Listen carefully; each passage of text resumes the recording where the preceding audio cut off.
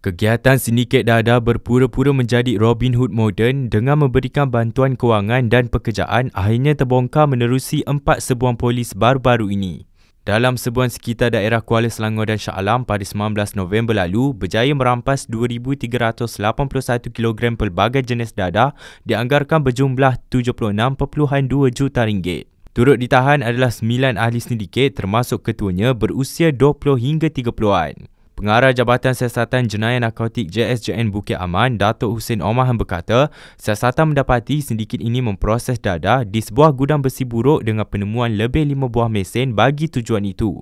Menurut beliau, siasatan mendapati sindiket ini telah bergiat aktif sejak awal tahun lalu dengan sebuah rumah sewa di sekitar Bestari Jaya di Kuala Selangor dijadikan sebagai stor penyimpanan dadah. Polis turut menyita 2 buah kereta Toyota Velfire dan Toyota Hilux yang bernilai RM224,000. Selain itu, 3 suspek yang ditahan positif dadah jenis ganja, metafetamin dan amfetamin. Beliau menambah kesemua suspek telah direman antara 7 hingga 10 hari bermula 20 November lalu dengan kes disiasat mengikut Seksyen 39B Akta Dadah Berbahaya 1952.